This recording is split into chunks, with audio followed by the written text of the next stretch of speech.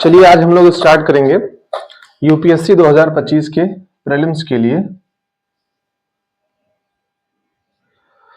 2025 के प्री के लिए जीएस स्टार्ट करेंगे, जिसपे सबसे पहले ज्योग्राफी स्टार्ट करेंगे। प्री के लिए हम स्टार्ट करेंगे भूगोल।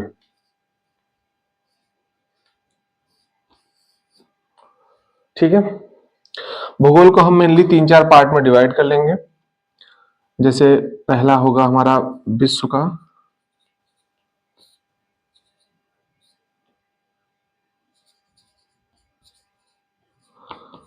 का भौतिक भूगोल,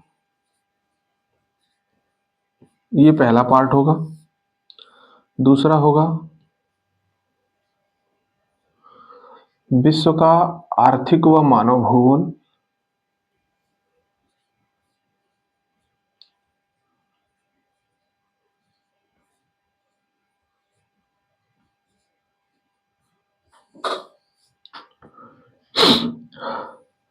तीसरा पार्ट होगा मैपिंग, और चौथा पार्ट होगा भारत भूगोल।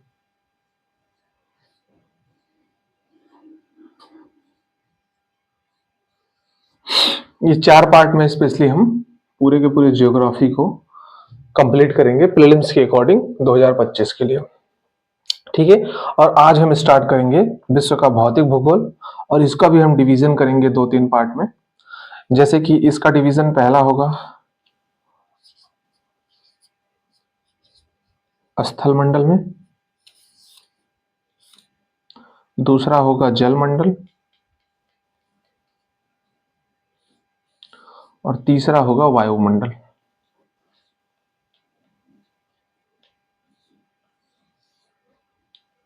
हम इन तीनों के बारे में देखेंगे। स्पेशली इसमें एक और आता है, जैव मंडल आता है, लेकिन वो उसका ज्यादातर पार्ट एनवायरनमेंट से कनेक्ट हो जाता है, इसलिए उसको हम एनवायरनमेंट के साथ देखेंगे। स्थल मंडल, जल मंडल और वायुमंडल देखेंगे। स्थल मंडल में भी हम 3 डिवीजन करेंगे, और जल मंडल और वायुमंडल छोटा है, ये एक एक डिवीजन में हो जाएगा। स्थल मंडल के पहले डिवीजन में हम क्या देखेंगे, पहले हम ब्रह्मांड से स्टार्ट करेंगे। पहले हम ब्रह्मांड देखेंगे, ब्रह्मांड के बाद हम निहारिका देखेंगे, निहारिका के बाद हम तारा देखेंगे, तारा में हम अपना तारा जो कि सूर्य है उसको लेंगे, उसका पूरा परिवार देखेंगे, सौरमंडल देखेंगे, फिर पृथ्वी तक आएंगे, फिर पृथ्वी देखेंगे, पृथ्वी की उत्पत्ति कराएंगे। उसके बाद महाद्वीपीय विस्थापन सिद्धांत देखेंगे, अक्षांश देशांतर देखेंगे, अंतर्जात बहिर्जात बल देखेंगे, उसकी क्रियाकलाप देखेंगे। ये सारी चीजें हम स्थल मंडल में देखेंगे। क्या क्या देखेंगे, पहले पार्ट में हम देखेंगे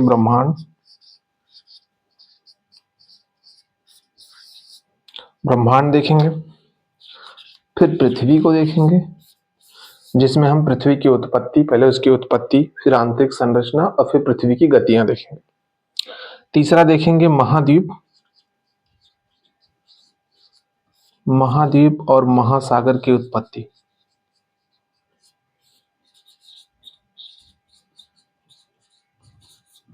तीसरा हम महाद्वीप और महासागरों की उत्पत्ति देखेंगे। चौथा भूगर्भिक इतिहास देखेंगे।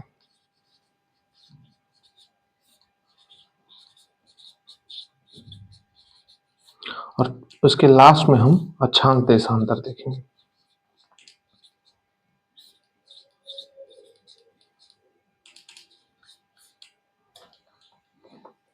अक्षांश देशांतर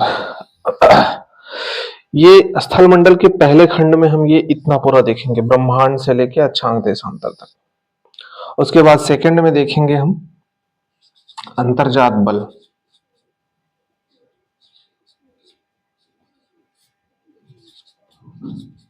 और थर्ड में बहिर्जात बल देखेंगे।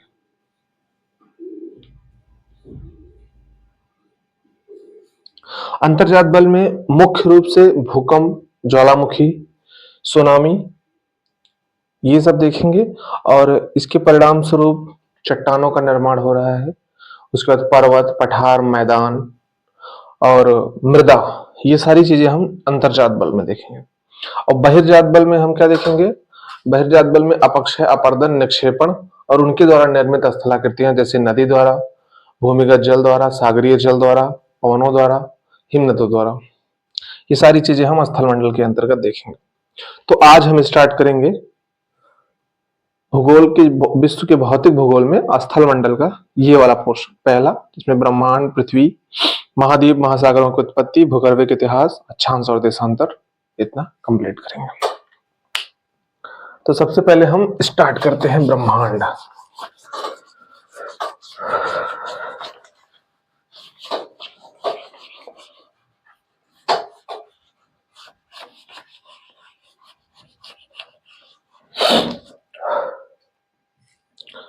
देखिए, सॉरी,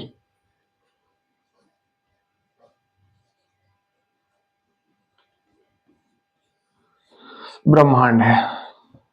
ब्रह्मांड मुख्य रूप से दो पदार्थों से मिलकर बना हुआ है। दृश्य पदार्थ हैं जो कि दिखाई देते हैं, और अदृश्य पदार्थ हैं जो दिखाई नहीं देते, अदृश्य है। अब दृश्य पदार्थ जो है वो संपूर्ण ब्रह्मांड का 5% है, और अदृश्य पदार्थ जो है वो 95% है।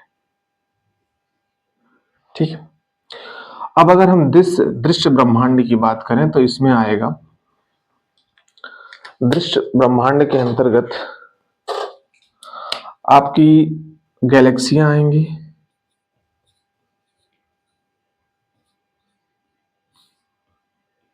गैलेक्सियों के अंतर्गत तारे आएंगे, तारे में जिसमें हमारा सौरमंडल भी आएगा, उसके ग्रह आएंगे, उपग्रह आएंगे, बौने ग्रह भी आएंगे, इसी में अपना क्षुद्र ग्रह भी आएंगे, इसी में धूमकेतु आएंगे, जिसे पुच्छल तारा भी कहते हैं। इसी में उल्का पिंड भी आएंगे। उल्का पिंड मतलब वो चीजें जो हमें आंखों से दिखाई देती हैं, या जिस भी चीज से दिखाई देती है, जो दृश्य है, वो दृश्य ब्रह्मांड में आएंगी, जो कि पूरे ब्रह्मांड का 5% है। और जो अदृश्य ब्रह्मांड है उसमें दो चीजें आती हैं। इसमें कृष्ण ऊर्जा आती है, ब्लैक एनर्जी, और कृष्ण पदार्थ आता है।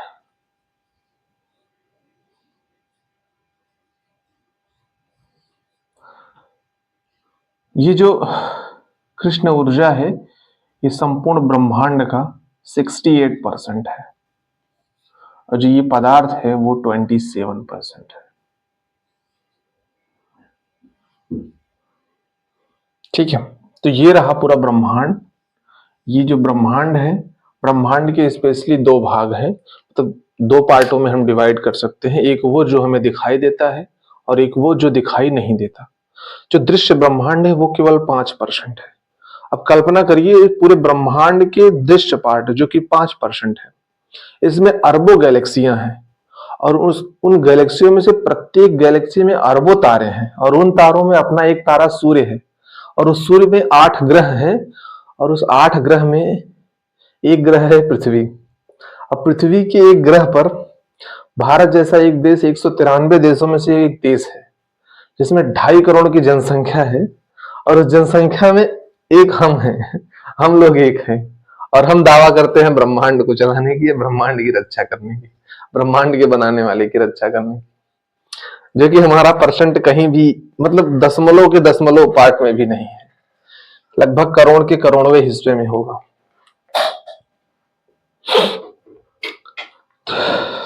तो ये जो ब्रह्मांड का चैप्टर है। अब देखिए, ये जो पदार्थ है, जब ये दिख ही नहीं रहा है तो इसके अध्ययन का कोई खास महत्व तो नहीं है। ये हमारे अध्ययन का विषय क्षेत्र नहीं है। हमारा अध्ययन का विषय क्षेत्र यही है। इसमें एक दो चीजें हम देख सकते हैं, जैसे कि ब्लैक होल होता है, तो वो सब चीजें इसमें जो जरूरी चीजें हैं इसकी, वो यहाँ आ जाएंगी। बाकी तो ये कुछ खास जरूरी नहीं है, बस ब्रह्मांड के इस 5% हिस्से का ही अध्ययन करना है। उसमें भी हम सभी गैलेक्सियों का अध्ययन नहीं कर सकते, 2-4 गैलेक्सियों के बारे में जानते हैं। तो यही हमारा सिलेबस भी है ब्रह्मांड चैप्टर का। सबसे पहले हम ब्रह्मांड को देखेंगे, फिर गैलेक्सियां देखेंगे, फिर तारे देखेंगे, फिर सौरमंडल में आ जाएंगे। सौरमंडल में हम सूर्य को देखेंगे, उसके ग्रहों को देखेंगे, उपग्रहों को देखेंगे, बौने ग्रहों को देखेंगे, क्षुद्र ग्रह, धूमकेतु, उल्कापिंड इत्यादि सारी चीजों को हम देखेंगे ऐसे क्रम से। ठीक है, अब स्टार्ट करते हैं ब्रह्मांड।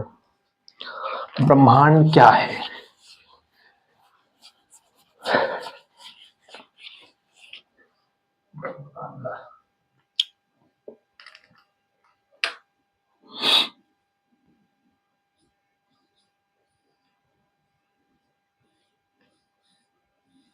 ब्रह्मांड देखिए, ब्रह्मांड की अगर एक सिंपल परिभाषा ली जाए तो इधर दृश्य पदार्थ था, इधर अदृश्य पदार्थ था।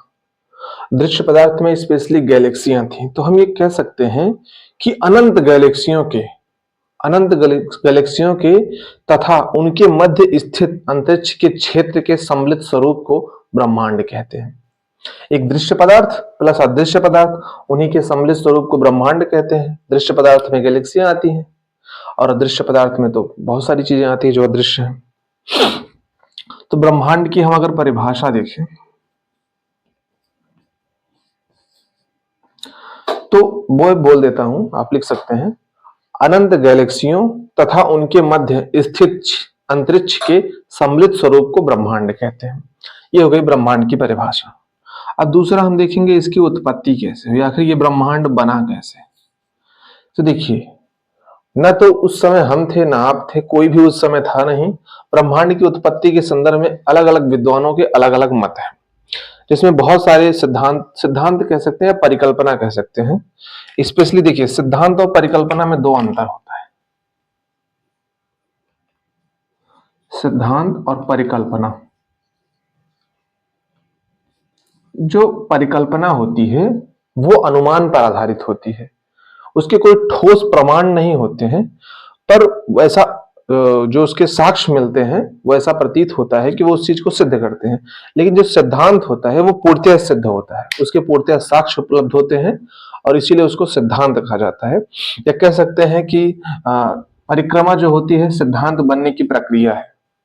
परिकल्पना जब पूर्ण होती चली जाती है तो लास्ट में वो सिद्धांत का रूप धारण कर लेती है। तो इसके संबंध में जितनी भी बातें हैं, अभी तक कोई सिद्धांत नहीं है, सारी परिकल्पनाएं ही हैं, हाइपोथेसिस ही हैं।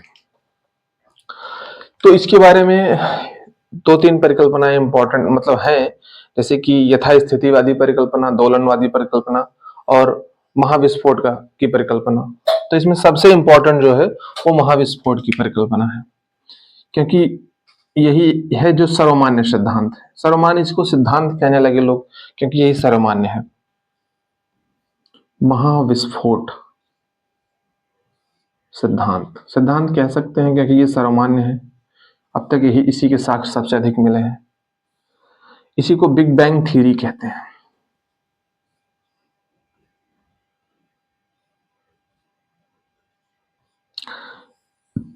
इसका प्रतिपादन किया था एफ.बी. जॉर्ज लेमेट्रे ने।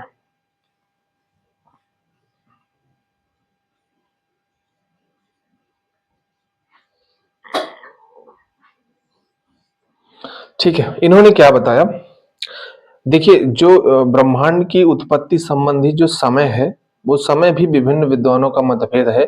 कोई कहता है कि 15 अरब वर्ष पूर्व हुआ, कोई कहता है 13 अरब वर्ष पूर्व हुआ, कोई 12.5 मानता है। तो आपको अलग अलग मिलेंगे और जो एनसीईआरटी में दिया गया है वो 13.5 अरब वर्ष पूर्व है। बिलियन अरब वर्ष पूर्व है, बिलियन वर्ष पूर्व है, 13.5 बिलियन वर्ष पूर्व।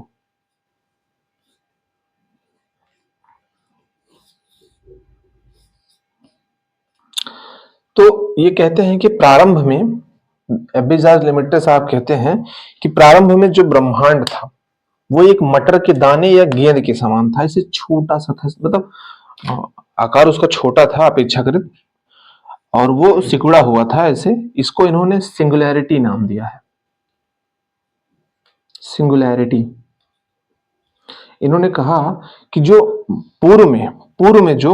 पूर्व की स्थिति इन्होंने बताई कि पूर्व में जो ब्रह्मांड था वो मटर के दाने या गेंद के समान सिकुड़ी हुई अवस्था में था। इन्होंने इसका नाम सिंगुलैरिटी दिया है और उन्होंने बताया है कि वो जो स्थिति थी, उस स्थिति यानी कि सिंगुलैरिटी में उस ब्रह्मांड का घनत्व घनत्व, इसका ताप, और इसमें गुरुत्वाकर्षण शक्ति बहुत ज्यादा थी। गुरुत्वाकर्षण बहुत ज्यादा था। सिंगुलैरिटी की स्थिति में ब्रह्मांड में गुरुत्वाकर्षण, घनत्व, ताप बहुत ज्यादा मात्रा में था। और इनका मानना है कि 15 बिलियन वर्ष पूर्व, ये तो 15 बिलियन वर्ष पूर्व मानते हैं, पर एनसीईआरटी 13.5 बिलियन वर्ष पूर्व मानती है। कि इन्होंने कहा कि फिर कालांतर में क्या है कि इसमें अत्यधिक ताप और दाब के कारण विस्फोट हुआ। क्या हुआ? विस्फोट हुआ। सिंगुलैरिटी में विस्फोट हुआ, जिससे जो ब्रह्मांड के पदार्थ हैं वो केंद्र से दूर जाने लगे, यानी कि ब्रह्मांड का ऐसे विस्फोट हुआ और ब्रह्मांड का निर्माण होने लगा। तो इनके अनुसार पूर्व में जो ब्रह्मांड था वो सिंगुलैरिटी की अवस्था में था, जिसका घनत्व, तापमान और गुरुत्वाकर्षण बहुत ज्यादा था। कालांतर में ताप और दाब बढ़ने के कारण ब्रह्मांड की सिंगुलैरिटी की स्थिति में विस्फोट हुआ, और विस्फोट से जो ब्रह्मांडीय पदार्थ थे वो चारों तरफ बिखरने लगे। और और इसी समय, जिस समय विस्फोट हुआ, इसी समय इलेक्ट्रॉन, प्रोटॉन जैसे अणुओं का भी निर्माण हुआ। और कालांतर में धीरे धीरे इन्हीं इलेक्ट्रॉन, प्रोटॉन से मिलकर हाइड्रोजन परमाणु, हाइड्रोजन का निर्माण हुआ। और हाइड्रोजन, दो हाइड्रोजन परमाणुओं के मिलने से हीलियम का भी निर्माण हुआ।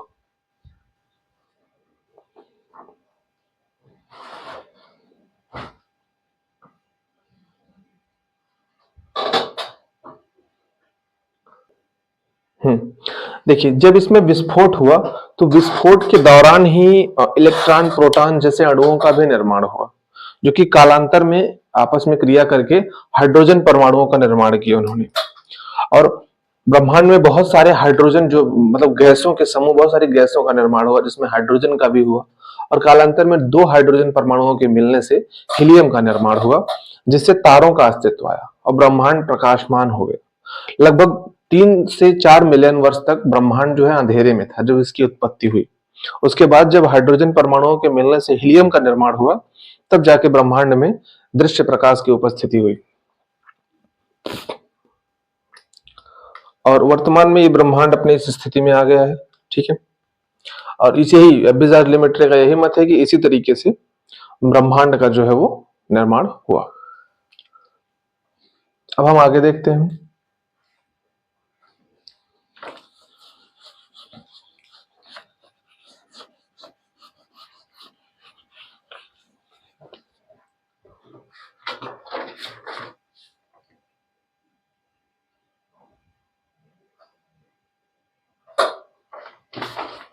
ठीक, ब्रह्मांड हो गया। अब ब्रह्मांड जो है गैलेक्सियों से मिलकर बना है, तो सेकंड नंबर पर हम गैलेक्सी देखेंगे। गैलेक्सी, गैलेक्सी, ठीक है। गैलेक्सी, देखिए, अभी गैलेक्सियां क्या है? तो जो जब हाइड्रोजन परमाणुओं का निर्माण हुआ था, तो हाइड्रोजन परमाणुओं की जो मतलब गैसों के जो समूह थे, बहुत सारे गैसों के समूह भी बने, जिसमें हाइड्रोजन परमाणु बहुत ज्यादा मात्रा में थे। और फिर कालांतर में इन हाइड्रोजन परमाणुओं के आपस में संलयन से जब हीलियम का निर्माण हुआ, तो बहुत बड़ी बड़ी निहारिकाएं बनी। निहारिका का मतलब एक ऐसा क्षेत्र जिसमें बहुत सारे तारों का निर्माण हुआ, बहुत सारे तारों का, मतलब एक साथ बहुत सारे तारों का निर्माण हुआ। अगर इसकी हम परिभाषा देखें तो ये कह सकते हैं, परिभाषा में ये कह सकते हैं कि विभिन्न तारों के समूह को गैलेक्सी कहते हैं। मतलब विभिन्न तारों के एक निश्चित समूह को गैलेक्सी का रूप नाम से जाना जा सकता है। तो इसका भी निर्माण वही हाइड्रोजन परमाणुओं से हुआ था। उसके संलयन से बहुत सारे तारों का एक साथ ऐसे निर्माण हुआ एक निश्चित आकृति में, से विभिन्न प्रकार की गैलेक्सियां निर्मित हुई, जिसमें मुख्य रूप से 3 प्रकार की गैलेक्सियों को हम देख सकते हैं। एक है वृत्ताकार गैलेक्सी, एक है वृत्ताकार या अंडाकार गैलेक्सी, वृत्ताकार, सर्पाकार और अनिश्चित।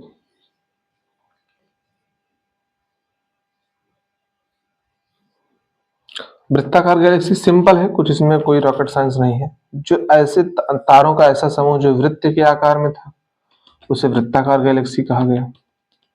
तारों का ऐसा समूह जो ऐसे दो ऐसे इस आकृति में था उन्हें सर्पाकार गैलेक्सी कहा गया। तारों का वो समूह जिसकी कोई निश्चित आकृति ही नहीं थी उसे अनिश्चित निहारिका निहारिका गैलेक्सी, बहुत सारे नाम है इसके, कहा गया। अब देखिए इसमें दो चीजें जो ध्यान देने वाली हैं ये है कि सभी जो तारे हैं सभी तारे अपने निहारिका गैलेक्सी के केंद्र का चक्कर लगाते हैं। सभी तारे यानी कि हमारा सूर्य भी चलायमान है, वो भी अपने निहारिका, सूर्य हमारा जो सूर्य है वो एक सर्पाकार निहारिका का हिस्सा है, सर्पाकार गैलेक्सी का भाग है, तो वो भी अपने निहारिका के केंद्र का चक्कर लगा रहा है। और दूसरी इंपॉर्टेंट चीज, सभी गैलेक्सियों में सामान्यतः केंद्र की तरफ जो तारे होते हैं वो सघन मात्रा में पाए जाते हैं और किनारों पर विरल मात्रा में पाए जाते हैं। क्योंकि गैलेक्सियों का निर्माण भी इसी तरीके से हुआ है, महाविस्फोट सिद्धांत के तहत गैलेक्सियों का निर्माण भी ऐसे हुआ है कि जो गैसों के समूह थे वो एक मतलब संकुचित अवस्था में थे ना, और उसके बाद कालांतर में उसमें भी विस्फोट की स्थिति के उपरांत ही गैलेक्सियों का निर्माण हुआ है। तो विस्फोट मान लीजिए कोई ये पदार्थ है, अब इसमें विस्फोट होता है तो ये पदार्थ टूट के ऐसे आएंगे, फिर ये पदार्थ जब दूर जाएंगे तो एक यहां पहुंचेगा एक यहां। तो सामान्य सी बात है कि केंद्र में जो तारे होंगे वो सघन मात्रा में दिखेंगे। यहाँ परिधि पे देखिए, परिधि पे तारे जो हैं वो विरल मात्रा में दिख रहे हैं जबकि केंद्र में सघन मात्रा में है। तो इसीलिए जितने भी निहारिकाएं होती हैं सामान्यतः केंद्र में तारे सघन मात्रा में हैं और किनारों पर विरल हो जाते हैं, और सभी तारे अपने निहारिका के केंद्र का चक्कर लगाते रहते हैं। ये हो गया। अब ये सर्पाकार निहारिका जो है इसी में अपना सूर्य है। हमारा सौरमंडल एक सर्पाकार निहारिका का भाग है, यहां है यहां। तो हमारा जो सूर्य है वो अपने केंद्र का चक्कर लगाने में लगभग 25 करोड़ वर्ष का समय लेता है। 25 करोड़ वर्ष का समय लेता है और इसी को एक ब्रह्मांडीय वर्ष कहते हैं। 25 करोड़ वर्ष, इसी को एक ब्रह्मांडीय वर्ष कहते हैं। इतने समय में सूर्य अपने निहारिका का एक चक्कर पूरा करता है। 25 करोड़ प्रकाश वर्ष, प्रकाश वर्ष, इतने समय में वो अपने निहारिका का एक चक्कर पूरा करता है। सूर्य जो है वो अपने निहारिका से 30,000 प्रकाश वर्ष की दूरी पर स्थित है। निहारिका के केंद्र से सूर्य की जो दूरी है वो 30,000 प्रकाश वर्ष है, प्रकाश वर्ष है। करोड़ 30,000 प्रकाश वर्ष है ये, सॉरी ये सही है, ये 25 करोड़ वर्ष का ही समय लेता है। 25 करोड़ वर्ष का समय लेता है और क्योंकि इसके जो केंद्र से इसकी दूरी है वो 30,000 प्रकाश वर्ष है। ठीक है। और अनिश्चित में उनका कोई निश्चित आकार नहीं होता, आकार उनका बनता बिगड़ता रहता है, इनकी अनिश्चित स्थिति होती है। अब इसी में एक चीज हम और देखेंगे, नक्षत्र मंडल गैलेक्सी से ही जुड़ा हुआ है।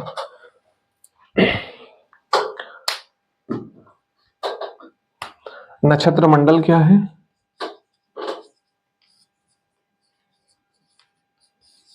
देखिए, जब तारों का एक ऐसा समूह जिसमें बहुत सारे तारे हों, मतलब अरबों खरबों की संख्या में तारे हों, तो उसे गैलेक्सी कहते हैं। पर उसी गैलेक्सी में छोटे छोटे तारों के समूह भी बनते हैं जिसमें से मतलब 100 तारे, 200 तारे, 1000 तारे, 500 तारे, मतलब कम से कम तार छोटे, मतलब कुछ निश्चित तारों का एक निश्चित समूह एक विशेष आकृति में हमें दिखाई दे, उसे हम नक्षत्र मंडल कहते हैं। जैसे कि उसमें 5-7 तारे होंगे, 10-12 तारे होंगे, इस तरीके का, मतलब एक निहारिका के अंदर बहुत सारे नक्षत्र मंडल होते हैं। जैसे एग्जाम्पल ले लीजिए, एक स्कूल है, एक स्कूल में बहुत सारा ऐसे निहारिका रूपी ऐसे बहुत सारी क्लास होती है, कक्षा 6 की क्लास, 7 की क्लास, 8 की क्लास, 9 की क्लास। फिर उस क्लास के अंदर भी 3-4 दोस्तों का अपना एक छोटा छोटा ग्रुप बनता है। तो समझ लीजिए ये क्लास जो है वो ये निहारिका है और ये छोटे छोटे ग्रुप जो है वो नक्षत्र मंडल है। ठीक है। तो नक्षत्र मंडल क्या होता है? कुछ तारों का एक निश्चित स्वरूप समूह जो एक निश्चित स्वरूप में दिखाई दे, जिसे नक्षत्र मंडल कहते हैं। परिभाषा अगर लिखना हुआ कभी कहीं तो, और इसका एग्जाम्पल देखेंगे तो अर्सा मेजर, अर्सा मेजर जो है ये एक नक्षत्र मंडल है और इसी नक्षत्र मंडल का भाग है सप्तऋषि। सप्तऋषि के बारे में आप शायद जानते हो। सप्तऋषि इसी नक्षत्र मंडल अर्सा मेजर का भाग है। ये सप्तऋषि तारे जो हैं, सप्तऋषि 7 तारों का एक समूह है जो हमें ध्रुव तारे की स्थिति का पता लगाने में सहायता करता है। इनका मतलब स्वरूप इस तरीके का, स्थिति इस तरीके की है कि वो ध्रुव तारे की तरफ इशारा करते हुए दिखाई देती है। अगर आपको इसका देखना है तो आप कक्षा 6 की एनसीईआरटी में देख सकते हैं। इसका चित्र बना हुआ आपको मिल जाएगा, ऐसे ऐसे करके रहता है। तो उसमें ऐसे ध्रुव तारे की तरफ इशारा करते हुए ऐसे इनकी स्थिति रहती है। तो ये हो गया नक्षत्र मंडल। हमने ब्रह्मांड देखा, गैलेक्सी देखी, गैलेक्सी के अंदर ही नक्षत्र मंडल भी देख लिया। अब हम तारों के बारे में देखेंगे।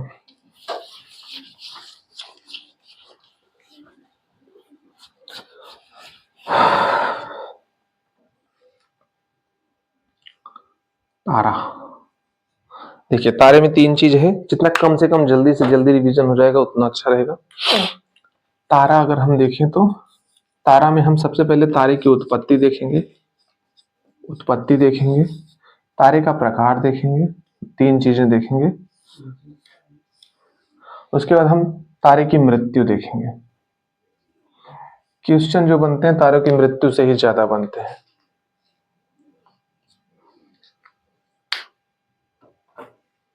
देखिए, तारों की उत्पत्ति कैसे होती है।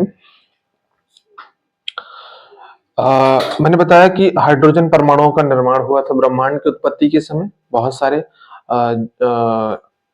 इलेक्ट्रॉन प्रोटॉन के मिलने से हाइड्रोजन, उसके बाद हीलियम का निर्माण हुआ था।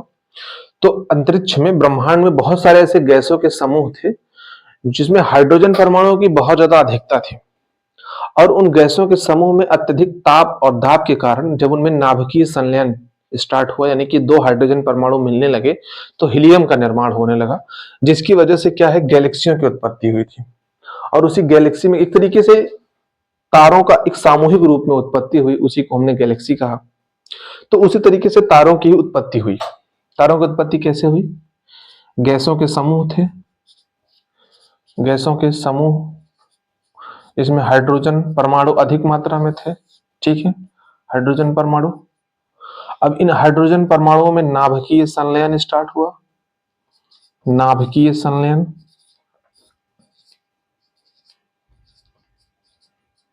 नाभिकीय संलयन के पश्चात इन गैसों के समूह में एक तरीके से पूरी एक निहारिका को जन्म दिया। उसमें विभिन्न तारों की उत्पत्ति हुई। एक निहारिका में एक साथ, जिसी को नेबुला कहते हैं, एक साथ विभिन्न तारों की उत्पत्ति हो गई। ठीक है, इसका प्रकार अगर हम देखें, इसमें कोई खास चीज नहीं है। इससे क्वेश्चन कभी नहीं बनेगा, इससे भी नहीं बनेगा। क्वेश्चन सिर्फ तारों की मृत्यु से बनेगी, जो अभी हम देखते हैं।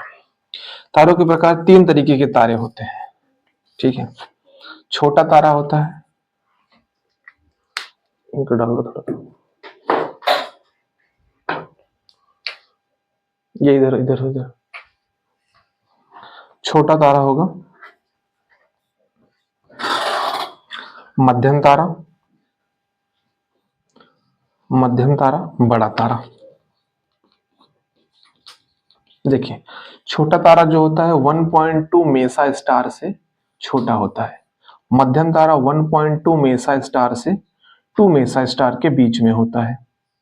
और जो बड़ा तारा है वो 2 मेसा स्टार से बड़ा होता है। मेसा स्टार मापन की एक इकाई है जिसके द्वारा हम तारों की आकार का मापन करते हैं। ठीक है, कुछ नहीं, सिंपल सी इतनी चीजें हैं। और इतना भी जान लीजिए कि अपना जो सूर्य है वो एक छोटा तारा है। एक है NCW 349, NCW 349 है, ये एक बड़ा तारा है जो सूर्य से 109 गुना बड़ा है। अब समझ सकते हैं सूर्य की स्थिति क्या है। एक छोटे तारे की स्थिति में सूर्य आता है। इसकी मृत्यु की बात करें, देखिए, अगर आप ध्यान दिए होंगे तो तारों का जन्म हो रहा है हाइड्रोजन से। तारों की उत्पत्ति हाइड्रोजन, 2 हाइड्रोजन परमाणुओं के मिलने से, हीलियम के निर्माण होने से तारों की उत्पत्ति हो रही है। यानी कि किसी भी तारे में हाइड्रोजन परमाणु एक निश्चित मात्रा में ही होंगे। मतलब जैसे मान लीजिए कोई तारा है, उस तारे में मान लीजिए 1 लाख हाइड्रोजन परमाणु है एग्जाम्पल के तौर पे, और हर रोज 2 हाइड्रोजन परमाणु मिलके हीलियम का निर्माण कर रहे हैं, ठीक है। तो एक दिन ऐसी स्थिति आएगी जब उस तारे के सारे हाइड्रोजन खत्म हो जाएंगे, सारे हाइड्रोजन हीलियम में परिवर्तित हो चुके होंगे। तो इसी स्थिति को तारे का मरना कहते हैं, जब तारे का ईंधन समाप्त हो जाता है, और हाइड्रोजन को तारे का ईंधन कहा जाता है। तो जब तारों का ईंधन यानी कि हाइड्रोजन समाप्त हो जाता है तारों का, तो उसी स्थिति को तारों का मरना कहते हैं, ठीक है। कैसे चलती है उनकी प्रक्रिया, देखिए तारों की मृत्यु की प्रक्रिया जो चलती है, जब मान लो कोई तारा है, उस तारे का हाइड्रोजन समाप्त हो गया, ठीक है। हाइड्रोजन जब समाप्त हो जाएगा किसी तारे का, तो मान लो ये मूल तारा है, इसका हाइड्रोजन समाप्त हो गया, इस तारे का आकार बहुत जाइंट हो जाएगा, बहुत बड़ा हो जाएगा, इतना बड़ा हो जाएगा। ये तारा मूलतः इतना बड़ा था, लेकिन जब हाइड्रोजन समाप्त हो जाएगा तो उसका आकार बहुत जाइंट हो जाएगा। इसी स्थिति को लाल दैत्य तारा कहते हैं, लाल दैत्य तारा, रेड जाइंट स्टार, ठीक है। उसके बाद फिर धीरे धीरे कालांतर में थोड़े समय के बाद इसकी जो ये बाहरी परत होगी, जो बाद में उसकी बड़ा आकार जो बना, इस बड़े आकार में विस्फोट होगा, ठीक है। इस बड़े आकार में विस्फोट होगा, और विस्फोट के बाद एक छोटा सा पार्ट बचेगा तारे का, सफेद कलर का। इसी को जो कहते हैं वो सफेद बौना तारा कहते हैं। जब उसकी बाहरी परत में विस्फोट हो जाएगा, जिसको नोवा या सुपरनोवा की घटना कहते हैं, जब उसमें विस्फोट हो जाएगा तो तारे का छोटा सा पार्ट बचेगा, जिसे कि सफेद बौना तारा कहते हैं। और उसके बाद जब यही तारा की अगली स्थिति होती है, 2 स्टेज होती है, स्पेशली 2 स्टेज होती हैं। एक न्यूट्रॉन तारे की होती है, तीसरा ब्लैक होल की होती है, चौथा ब्लैक होल न्यूट्रॉन तारा। देखिए जब कोई छोटा तारा होता है, छोटा तारा 1.2 मीसा स्टार से छोटा होता है, तो उसकी मृत्यु न्यूट्रॉन तारे में जाते जाते वो समाप्त हो जाता है। लेकिन जब कोई बड़ा तारा मरता है, तो उसकी लास्ट परिणति जो होती है वो ब्लैक होल के रूप में होती है। मतलब जब एक तारा मरता है, जैसे मान ली अंतरिक्ष है, अंतरिक्ष में इस स्थान पे एक तारा है, यहाँ एक तारा जब मर जाता है, जब कोई बड़ा तारा वहां मरता है, तो उस जगह एक ब्लैक होल का निर्माण हो जाता है, ठीक है। मतलब जो बड़े तारे होते हैं उनकी अंतिम परिणति ब्लैक होल के रूप में होती है, यानी कि जब एक बड़ा तारा मरता है तो वहां एक ब्लैक होल बना देता है, ठीक है। अब हम देखते हैं ब्लैक होल क्या है। ब्लैक होल जो बन गया है वो क्या है, जैसे देखिए एक ध्यान देने वाली बात है कि जो इनकी मृत्यु की जो ये पूरी स्थिति है कि कैसे ये तारे मरते हैं, कैसे क्या होता है, इसको इसको एक विद्वान है चंद्रशेखर सुब्रमण्यम, चंद्रशेखर सुब्रमण्यम, इन्होंने ही इस पे अध्ययन किया था, और इन्होंने ही इसकी मृत्यु के बारे में बताया है कि तारे किस तरीके से मरते हैं। इसमें हम ब्लैक होल देखते हैं। ब्लैक होल क्या है, देखिए जैसे जब कोई बड़ा तारा जहां मरता है, वहां एक सिंक बन जाता है, ब्लैक होल बन जाता है, एक ऐसा काला स्याह क्षेत्र बन जाता है। ये जो ब्लैक होल होता है, इसका घनत्व तो बहुत ज्यादा होता है, इसका गुरुत्वाकर्षण बल बहुत ज्यादा होता है, ये अपनी किसी भी चीज को अपनी तरफ बहुत तेजी से आकर्षित करता है। मतलब इतना तेजी से कि अगर कोई चीज इसके दायरे में आ गई तो उसका बच पाना मुश्किल है। मतलब कोई भी पदार्थ हो, कुछ भी हो, कोई भी पिंड हो, कोई पदार्थ हो, कुछ भी हो, यहां तक कि प्रकाश भी अगर इसके पास जाता है तो वहां से वो वापस नहीं आ सकता। बाकी चीजों की तो कल्पना ही छोड़ दीजिए। जैसे मान लीजिए ये इसका इलाका है, ये इसका रेंज है, इसकी सीमा है, ब्लैक होल, ये ब्लैक होल है, ये इसकी सीमा है। अगर इसकी सीमा में कोई भी चीज एंटर किया तो यहां से सटाक से खींच लेगा इसको अपने अंदर, और फिर वो बाहर कभी नहीं आ पाएगा। यहां तक कि वो सूर्य के प्रकाश या किसी भी तारे के प्रकाश को भी अपने अंदर समाहित कर सकता है, क्योंकि इसका घनत्व और गुरुत्वाकर्षण बहुत ज्यादा होता है, ठीक है। यही है ब्लैक होल। तो ये रहा तारा, तारे की उत्पत्ति, तारे के प्रकार, तारे की मृत्यु। और हाँ, एक ध्यान देने वाली बात है, जो ये सीमा है, जो किसी ब्लैक होल की वो सीमा होती है जिस सीमा तक उसका गुरुत्वाकर्षण क्षेत्र कार्य करता है, उस सीमा को चंद्रशेखर सीमा कहते हैं। चंद्रशेखर सीमा। तो इन्होंने ही एक्सप्लेनेशन किया है, इन्हीं के नाम पे इसका चंद्रशेखर सीमा कहा जाता है। ठीक है, तारे हो गए, ब्रह्मांड हो गया, गैलेक्सी हो गई, तारे हो गए। अब हम देखेंगे सौरमंडल। कुछ छूटा तो नहीं? सही। अब हम सौरमंडल देखेंगे।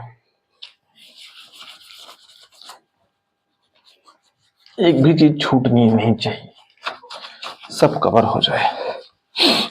जहां से क्वेश्चन बनता है वो भी बता देंगे हम, क्योंकि इस पूरे चैप्टर से क्वेश्चन नहीं बनता है। यहां तक कि 2014 के बाद तो मुझे नहीं लगता है कि इस पूरे ब्रह्मांड के टॉपिक से क्वेश्चन बना है। लेकिन अब ट्रेंड बदल रहा है। 2023-24 के पेपर देखा जाए तो 1990-99 के पहले के भी क्वेश्चन पूछे जा रहे हैं। उसके पहले हर साल इससे एक क्वेश्चन आता था। हम देखेंगे सौरमंडल।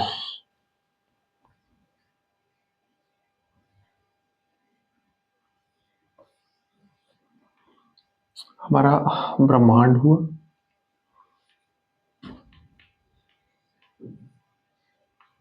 गैलेक्सी हुई, तारे हुए। अब सौरमंडल देखेंगे। ठीक है, सौरमंडल सिंपल परिभाषा। सबसे पहले किसी भी शब्द की परिभाषा मतलब उसका अर्थ समझना चाहिए कि इसका मतलब क्या है। सौर मतलब, सौरमंडल मतलब होता है, सौर मतलब हो जाएगा सूर्य, मंडल माने परिवार, मतलब सूर्य के परिवार को हम सौरमंडल कहते हैं। तो सूर्य के परिवार में क्या क्या आता है? एक तो सूर्य खुद आएगा, जो कि घर का मुखिया है। सूर्य आएगा, इस परिवार का मुखिया सूर्य आएगा। इसके ग्रह आएंगे, जो इसमें 8 ग्रह हैं वो आएंगे। ठीक है, उपग्रह आएंगे, सभी ग्रहों के या अधिकतर ग्रहों के जो उपग्रह हैं वो भी इसी सौर मंडल, इसी सौर परिवार का हिस्सा है।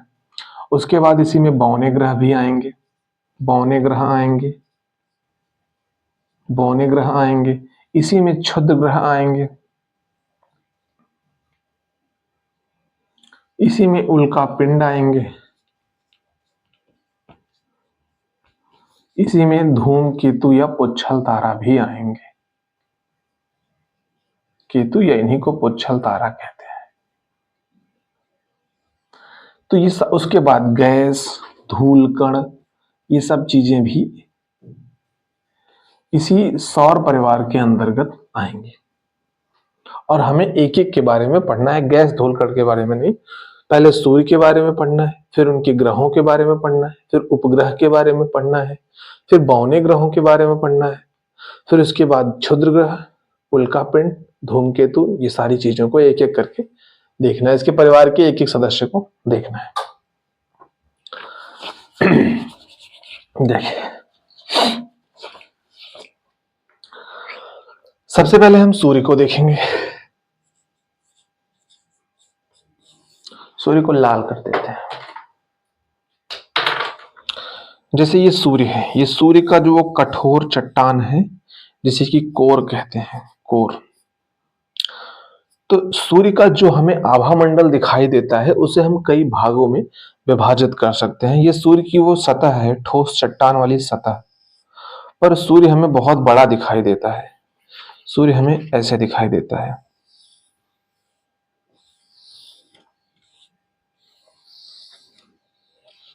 ये जो सूर्य हमें दिखाई देता है वो इतना बड़ा दिखाई देता है, लेकिन एक्चुअली में जो सूर्य की सतह है, सूर्य की सतह इतनी ही है, ये कोर वाला इलाका, पर सूर्य हमें इतना बड़ा दिखाई देता है। इसे कोर कहते हैं, इसे किरीट कहते हैं, किरीट, किरीट या कोरोना इसी को कहते हैं, कोरोना। ये प्रभा मंडल है, ये दीप्ति मंडल है। ठीक है, कोर, प्रभा मंडल, दीप्ति मंडल, कोरोना, ये 4 उसके पार्ट है। सॉरी, थोड़ा सा गड़बड़ हो गया। ये दीप्ति मंडल है।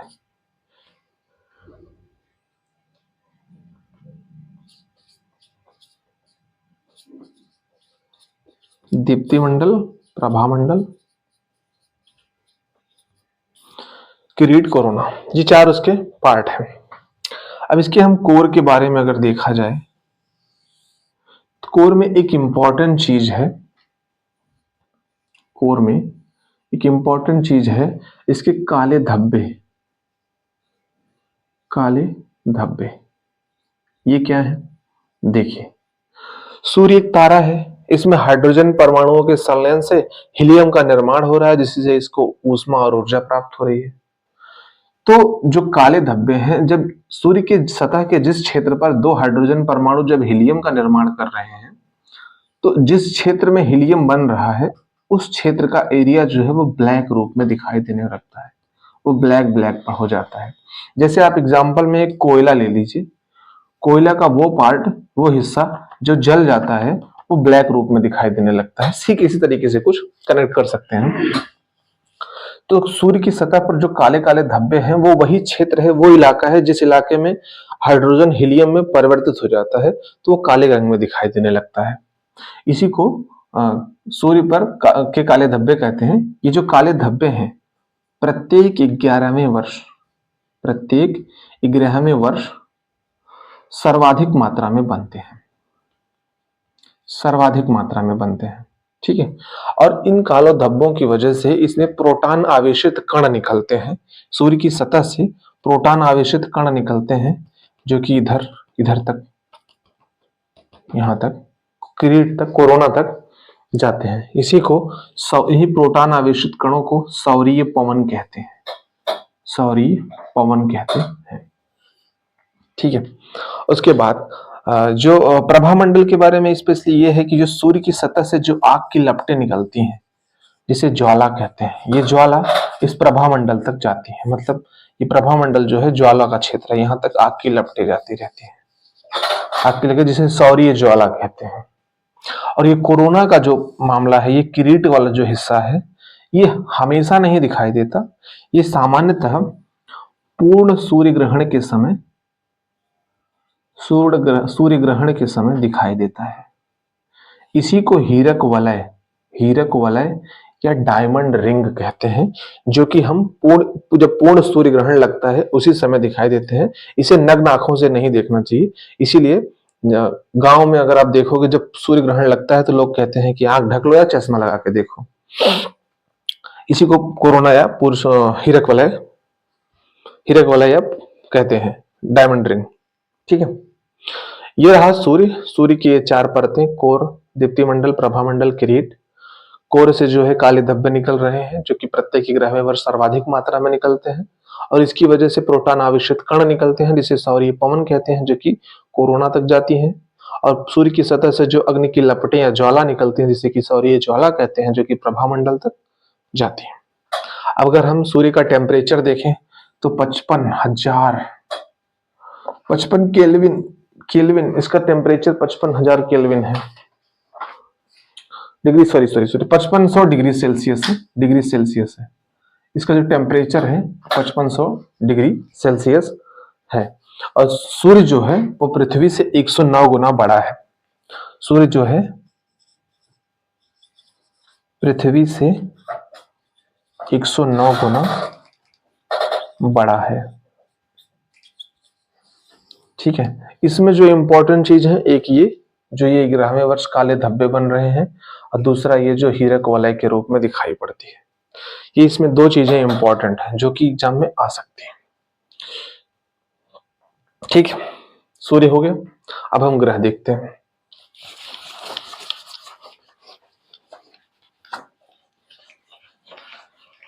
इसमें कोई खास, इस चैप्टर में कोई खास कॉन्सेप्ट नहीं है, बस फैक्ट ही फैक्ट बहुत ज्यादा है। ग्रह देखिए, जो ग्रह हैं पहले 9 ग्रह थे, वर्तमान में 8 ग्रह हैं। ऐसा क्यों हो गया? ये घटना कब घट गई? ये घटना घटी 2006 में। 2006 में अंतरराष्ट्रीय भूमिति भूभौतिक संघ की बैठक हुई थी चेक गणराज्य की राजधानी प्राग में। चेक गणराज्य की राजधानी यह लिखा जा रही। चेक गणराज्य की राजधानी प्राग में अंतरराष्ट्रीय भूमिति भूभौतिक संघ,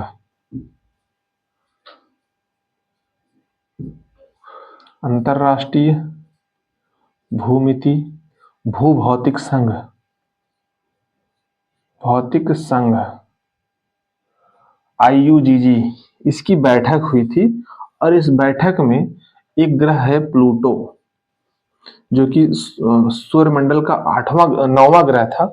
इसे ग्रह की श्रेणी से बाहर कर दिया गया। इसका कारण ये था कि ये अपनी, जैसे ये सूर्य है, ये प्लूटो की कक्षा है, इसके जस्ट बगल में है वरुण, वरुण है। तो प्लूटो जो है वो खतरनाक खुरापाती बच्चा है।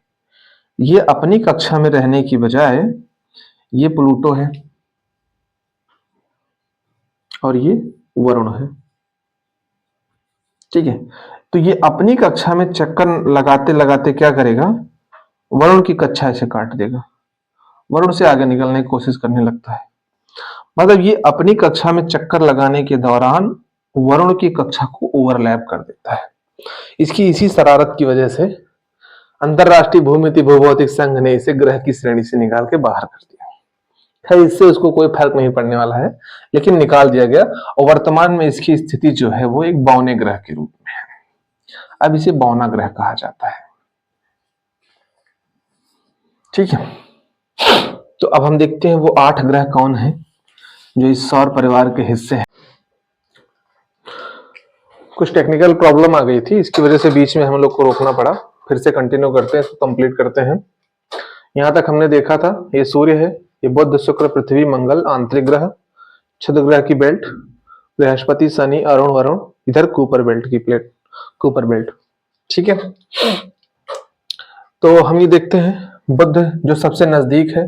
अगर इसका क्रम पूछा जाए तो बुध शुक्र पृथ्वी मंगल बृहस्पति शनि अरुण वरुण है। सबसे बड़ा ग्रह बृहस्पति है, सबसे छोटा ग्रह बुध है, सबसे नजदीक में बुध है, सबसे दूरी में वरुण है, ठीक है। इन्हें आंतरिक ग्रह कहते हैं, ये आंतरिक ग्रह है, आंतरिक ग्रह है। उसके बाद ये धात्विक ग्रह है।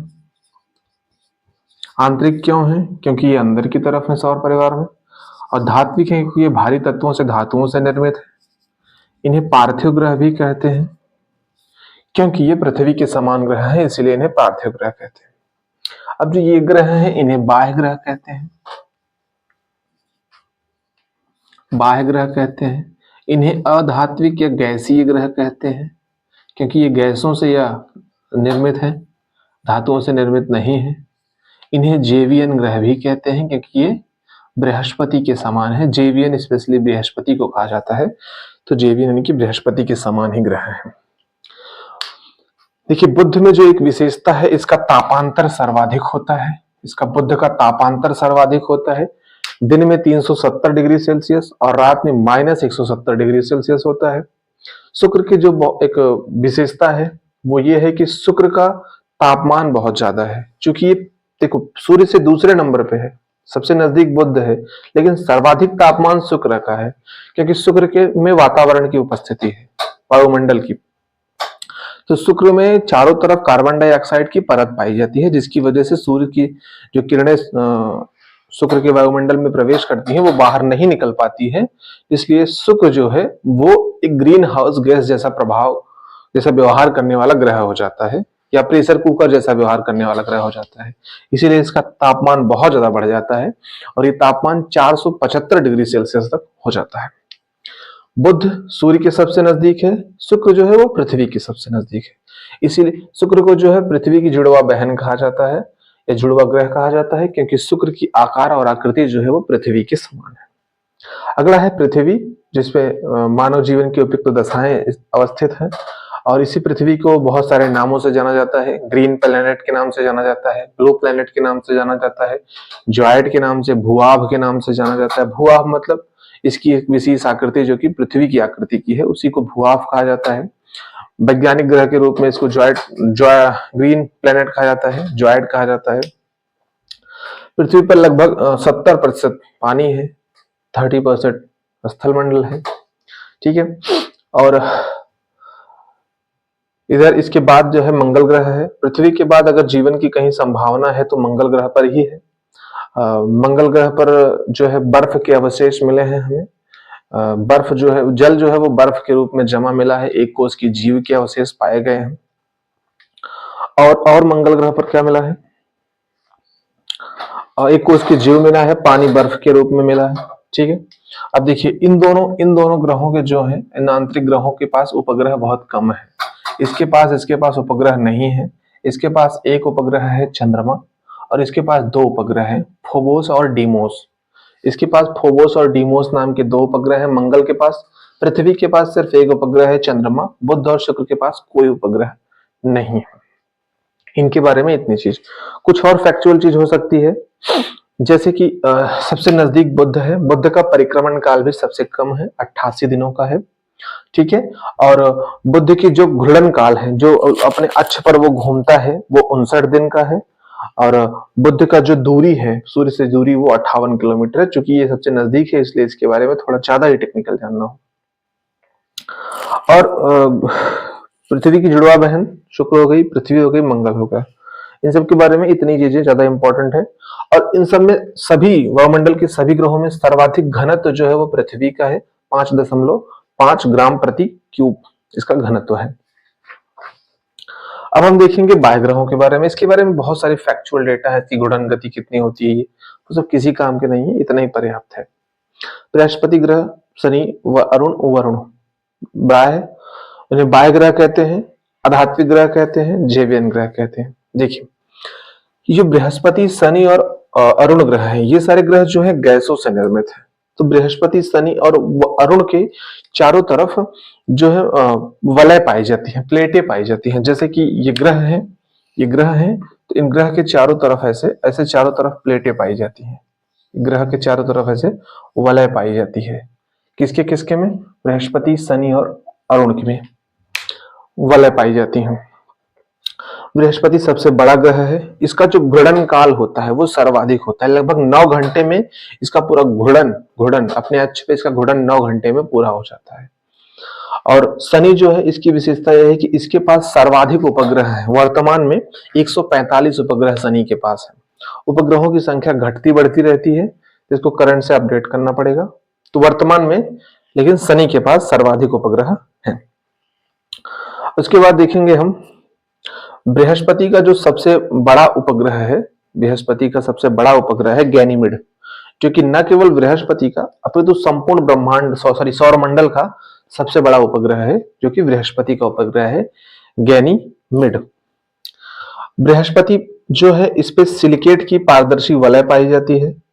बृहस्पति एक ऐसा ग्रह है जो कि ग्रह और तारा दोनों की विशेषता इसमें पाई जाती है, क्योंकि इसमें स्वयं की रेडियो ऊर्जा है। बृहस्पति के पास अपनी स्वयं की रेडियो ऊर्जा होने के कारण यह ग्रह और तारे दोनों का लक्षण इसमें पाए जाते हैं, दोनों के लक्षण इसमें पाए जाते हैं।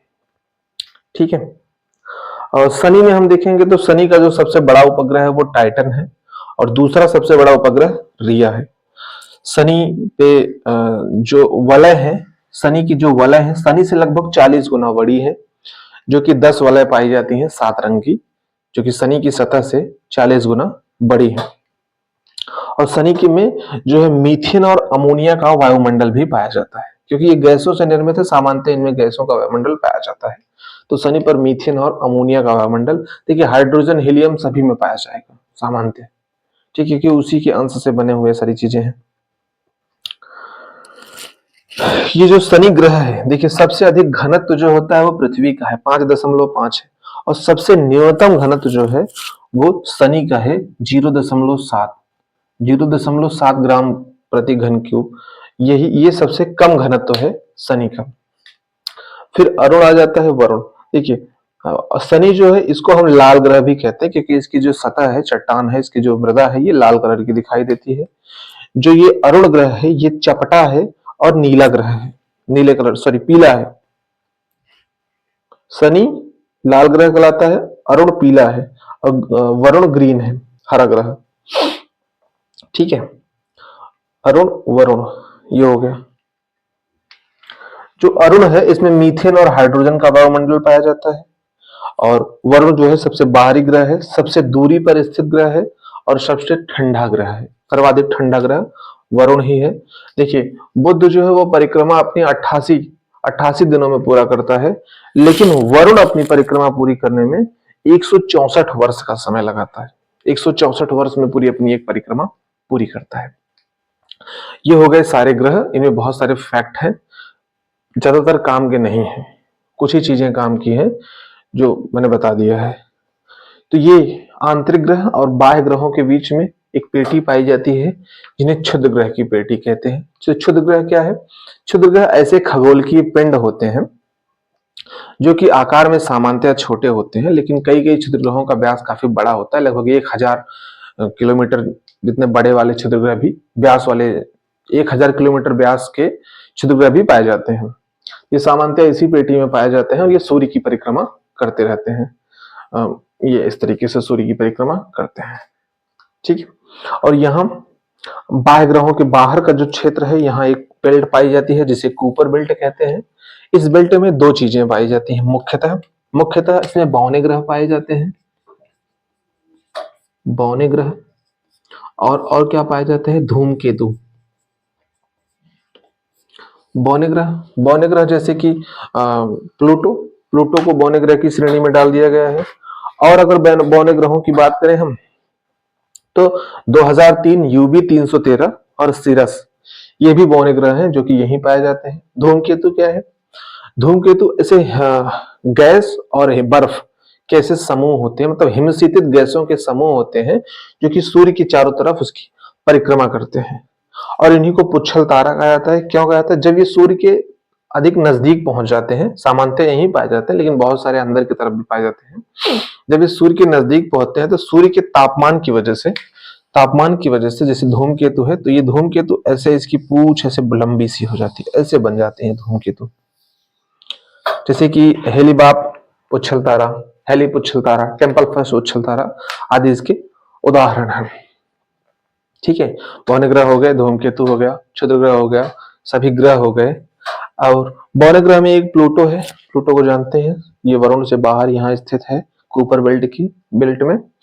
अब बचते हैं उपग्रह। उपग्रह में सबसे बड़ा उपग्रह जो है सौरमंडल का, बृहस्पति का गैनीमेड है।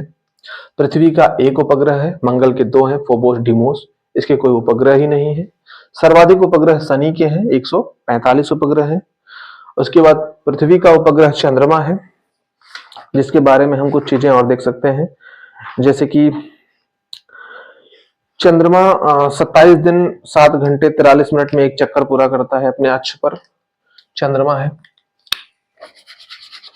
ये चंद्रमा है। इसका घूर्णन जो है वो लगभग 27 दिन का होता है।